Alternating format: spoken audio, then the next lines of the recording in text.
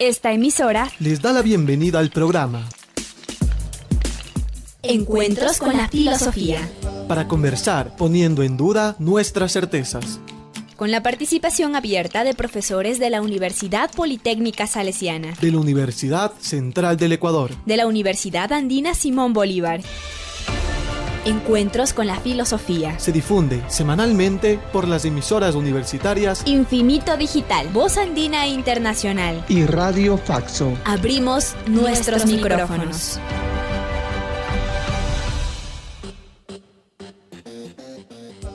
Bienvenidos y bienvenidas al programa semanal Encuentros con las Filosofías. Les saluda Miguel Ángel Macías Moreno. Es un gusto volvernos a encontrar esta semana en la serie temática El Perdón que presenta Stefan Vinolo. Una serie temática tiene el propósito de acercarnos a temas filosóficos poco conocidos o ignorados, propiciar diálogos con saberes, sentimientos, conocimientos y otros territorios de pensamiento. Saludo a Tito Chela en la cabina de Radio Voz Andina Internacional. Saludo a Edison Aguilar Santa Cruz, con quien compartimos la conducción del programa. Y le damos la bienvenida a Stefan Vinolo. Muchas gracias. Él es PhD en Filosofía de la Universidad de Burdeos, Francia, PhD en Teología en la Universidad de Estrasburgo, Francia, actualmente profesor de Filosofía en la Pontificia Universidad Católica, PUCE, autor de 15 libros y numerosos artículos científicos, especialista en temas del pensamiento francés contemporáneo y filosofía del siglo XVII. En esta semana, Stefan Vinolo presenta ya el tercer episodio de la serie temática El Perdón. Adelante, Stefano, y bienvenido. Muchas gracias. Bienvenidos a todas y todos para esta última sesión en la cual estamos intentando aclarar filosóficamente lo que puede significar perdonarle a alguien. ¿Se acuerdan que en las últimas dos sesiones habíamos planteado dos dificultades diferentes? Habíamos visto, uno, qué tipo de relación implicaba perdonarle a alguien. Y sobre todo, habíamos intentado precisar qué es lo que puede significar el don que encontramos en el perdón. Y con la obra de Derrida habíamos intentado ver que si algo como el perdón puede existir, implica que se piense a partir de un don incondicional, un don absoluto y un don absolutamente radical. La última semana habíamos planteado, en cambio, otra dificultad que consistía en saber quién puede realmente perdonar. Y habíamos intentado mostrar que quien puede realmente perdonar es la víctima como tal y que no es absolutamente obvio que se pueda plantear algo que muchos procesos políticos y éticos intentan utilizar hoy, que es el hecho de perdonar en nombre de alguien. Tal vez la gran diferencia entre el perdón, el indulto, la gracia, la reconciliación, sea justamente que el perdón como tal solo pueda darlo la persona que sufrió el daño que se intenta perdonar. Por esta razón, la misma especificidad del perdón, pues parece entonces limitarlos a casos sumamente precisos y a casos realmente muy escasos, es decir, a un tipo de relación que es una relación sumamente singular. Por una razón muy simple, si aceptamos que solo la víctima puede realmente perdonar, nos estamos condenando entonces a señalar que ciertas acciones serían de por sí imperdonables, dado que la misma víctima ha desaparecido y ya no está ni siquiera para poder plantear el problema de la misma pregunta del perdón. Todos bien entendemos que si solo la víctima puede perdonar, pues apenas la víctima haya desaparecido, el crimen quedará sin posibilidad de perdón, dado que la única fuente posible del perdón simplemente se ausentó.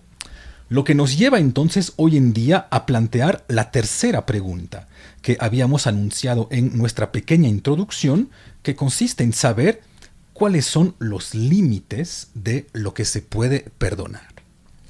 Y el primer límite, pues es obviamente, tal como ya hemos visto de manera abundante, la misma presencia de la víctima, es decir, la misma presencia de la voz de la víctima. Cuando ya ni siquiera está la víctima, nadie puede perdonar en nombre de ella. Pero más allá de esta dificultad del problema de la presencia de la víctima, Derrida señala en un diálogo con Yankelevich y a la vez Hannah Arendt, pues intenta reflexionar acerca del problema de si existen faltas o si existen crímenes que son de por sí imperdonables, independientemente que la víctima siga viva para poder perdonar o no. ¿Qué tanto podemos pensar que existen ciertas acciones que son de por sí imperdonables? Y sobre este punto, para ya cerrar el tema hoy, pues nos van a acompañar dos autores diferentes. Primero, Derrida, que nos va acompañando a lo largo de esas dos últimas sesiones, pero también quien fue durante mucho tiempo tanto estudiante como más tarde colega de Derrida, que es Jean-Luc Marion. Primero entonces, Derrida presenta una posición sumamente radical, y esta posición surge de la idea según la cual una falta perdonable tal vez no necesite ser realmente perdonada. Todos bien entendemos esa pequeña paradoja según la cual lo perdonable no necesita realmente perdón, dado que simplemente aceptamos que no violenta realmente a nuestras relaciones de tal manera que debamos remendarlas a través de algo tan importante o de algo tan potente como podría ser el perdón. Y de hecho es algo que todos experimentamos casi de manera cotidiana. Cuando le piso a alguien el pie, sea en el metro de París o en el metro de Quito, pues obviamente inmediatamente me doy la vuelta frente a esta persona y le pido perdón. Pero todos bien entendemos que en este caso, este perdón se trata de una simple expresión social, un simple hábitus social, en este sentido que no es que después de haberle pisado el pie a alguien, le pido perdón para poder lavar mi alma de una falta terrible que yo hubiera cometido. Todos bien entendemos que es un pequeño juego social en el cual la falta es tan leve que sí, claro, socialmente podemos pedirle perdón, pero no implica lo que se llama filosóficamente el problema del perdón.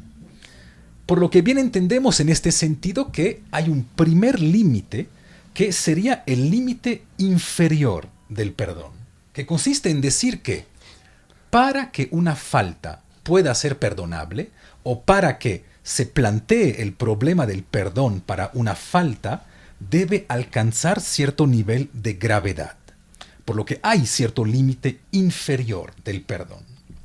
Pues lo mínimo se va a plantear del otro lado de la escala del perdón.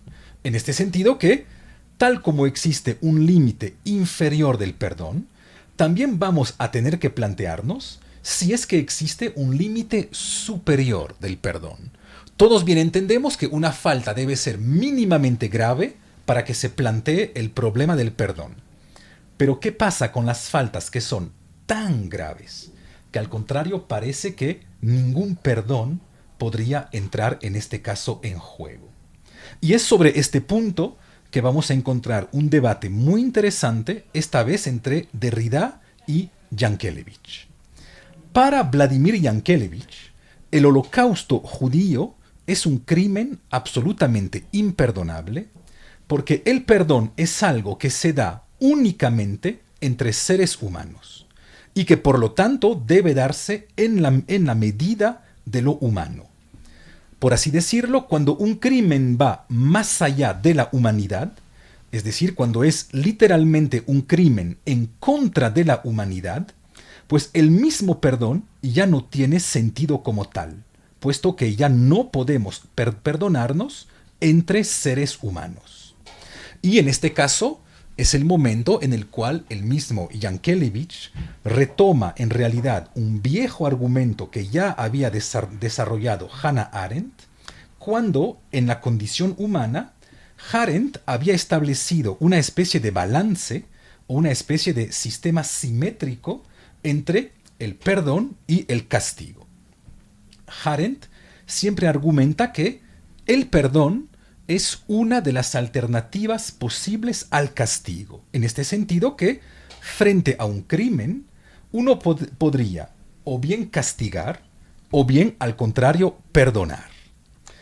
Pero bien vemos en este caso que esta simetría entre el castigar o el perdonar crea paradójicamente a la misma categoría de crímenes imperdonables. Por la razón siguiente.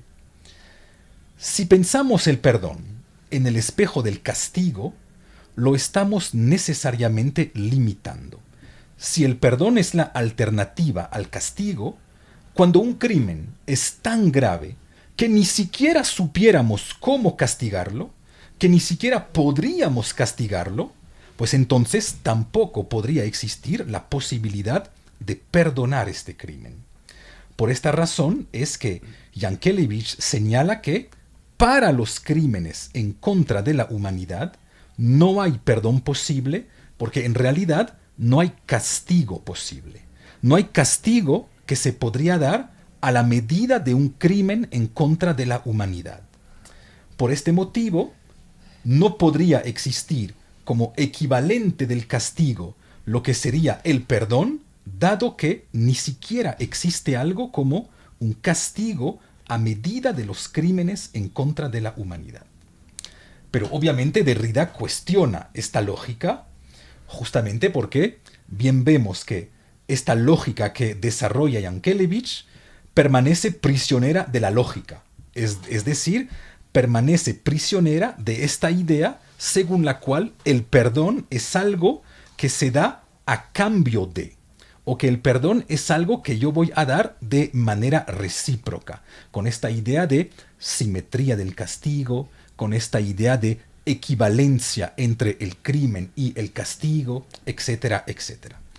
Por lo que va a intentar defender Derrida en contra de Yankelevich es una idea magnífica, que es la idea que Derrida asume explícitamente, según la cual existe cierta locura del perdón.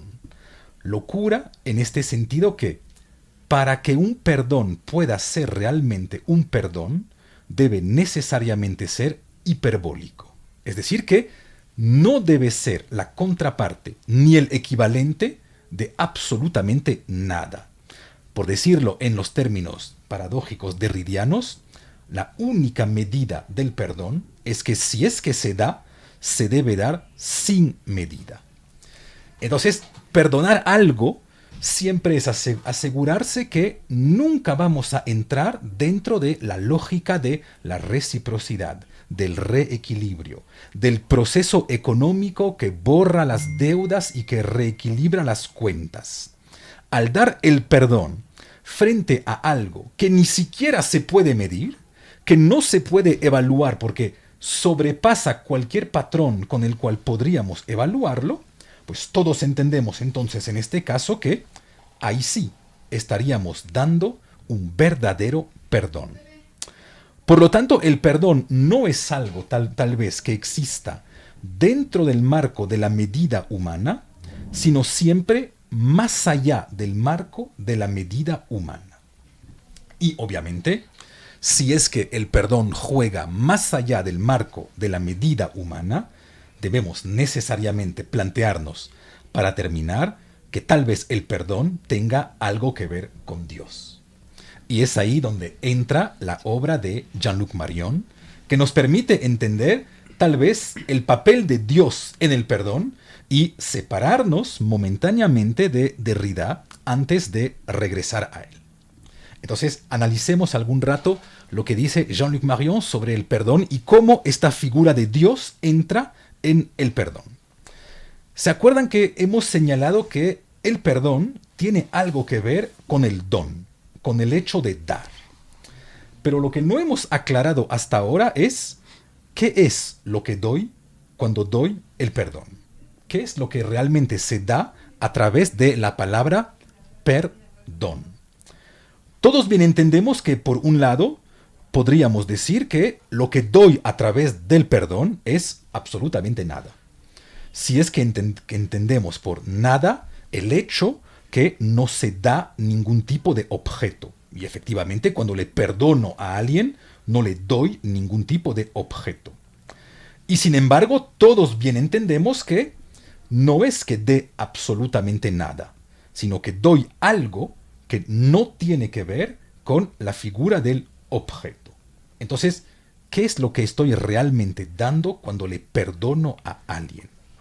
Pues lo que intenta mostrar Marion es que lo que estoy dando es justamente la figura del don.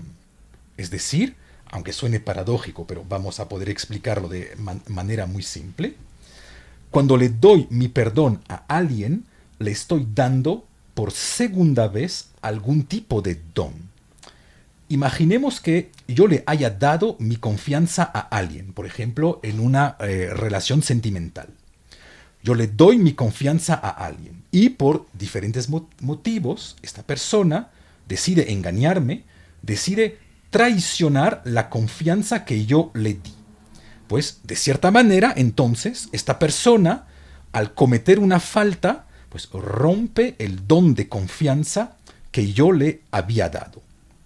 Pues bien, vemos en este caso que, ¿qué significaría perdonarle a esta persona que haya roto mi confianza? Pues sería simplemente volver a darle mi confianza. Volver a darle la confianza que yo le había dado en una primera instancia. Y ahí sí podemos entender que existe cierto carácter autorreferencial del perdón, que no da absolutamente nada, sino el mismo don, por lo que el perdón es una especie de don al cuadrado.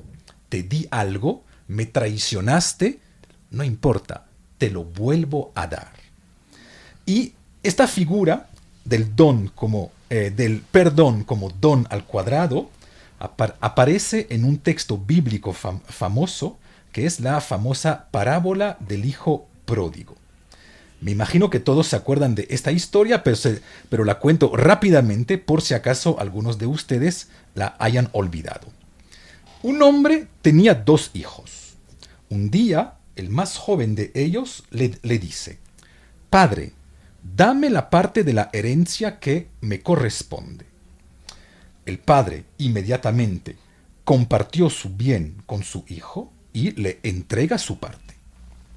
Con esta parte de la herencia que era suya, el hijo se fue a un país lejano y despilfarró su parte del bien.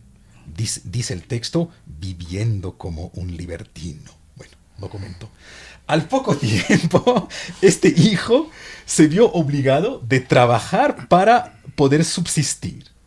Y obviamente hizo empleos muy difíciles, muy duros, hasta que, arrepentido de haber salido de su hogar, pues decidió regresar a la casa del padre, en la cual el padre inmediatamente lo recibió y le perdonó.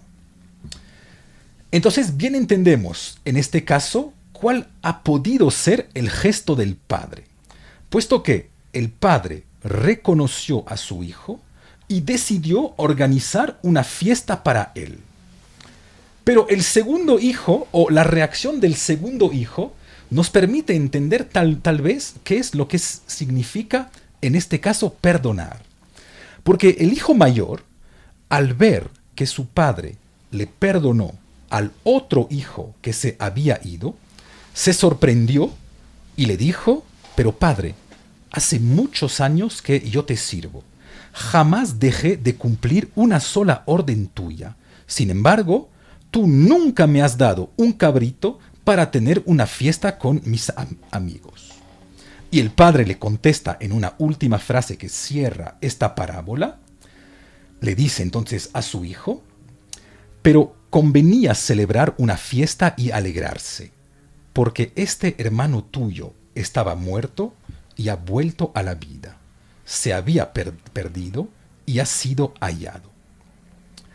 El bien que reclama el hijo menor, en este caso, su famosa herencia, es una de las únicas veces que aparece en la Biblia el concepto griego de usía, tan importante en filosofía, que normalmente se suele rendir por substancia o por esencia. Pero usía se dice también de aquello que denota una posesión que asigna cierto poder.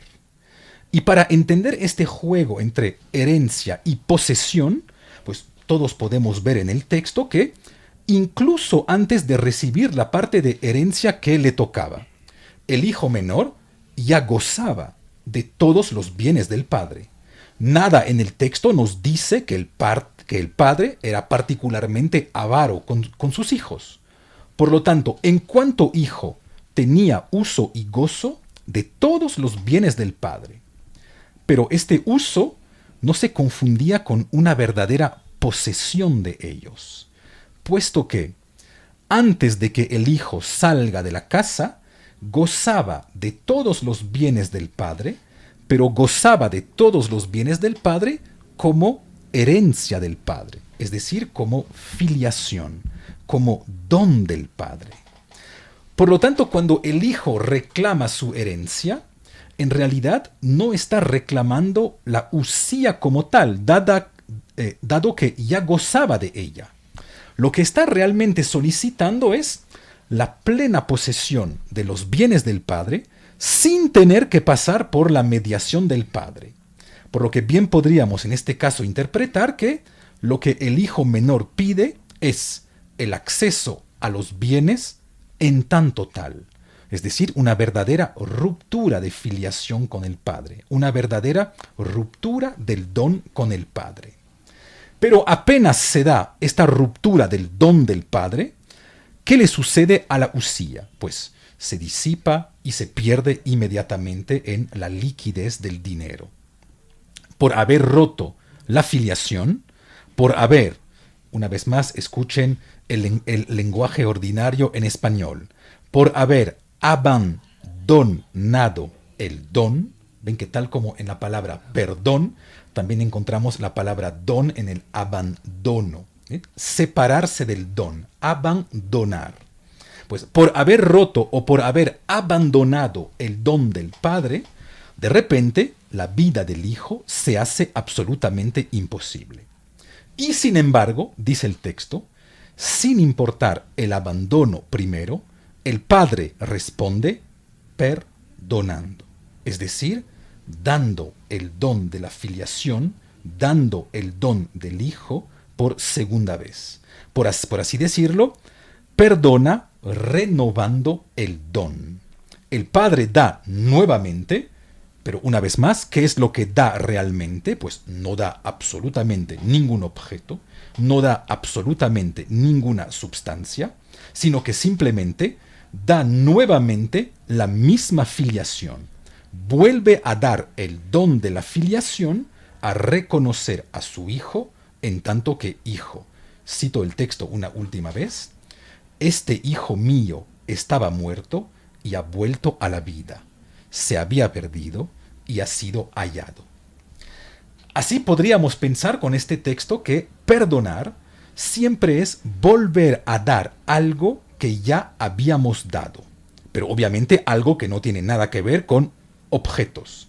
Perdonar es volver a dar el mismo don, restablecer la relación dentro de su misma fragilidad. Sin embargo, si pensamos el don de esta manera, hay un precio a pagar. Si perdonar siempre es volver a dar, pues esto implicaría que yo solo puedo perdonar algo que dentro de algún momento primero he dado. Y ahí que Jean-Luc Marion defienda la idea según la cual todo es perdonable, pero todo es perdonable únicamente para la persona que comenzó a dar todo. Es decir que, en este caso, todo sería perdonable únicamente por Dios, porque Dios comenzó a dar absolutamente todo. Pero a lo mejor yo no puedo perdonarles a los nazis que hayan matado a mis abuelos, porque yo no les di nada a los nazis en primera instancia, por lo que no hay ninguna razón que les vuelva a dar algo.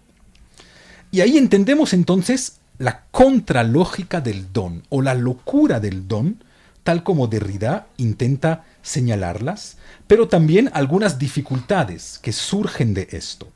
Según esta contralógica, en el don aparece el carácter extremadamente puro del perdón. Sin razón y sin objetivo, el perdón presenta la paradoja de restablecer un vínculo sin tomar en cuenta al otro, sin solicitar nada del otro y restableciéndolo en el mismo momento en el cual lo estamos anulando.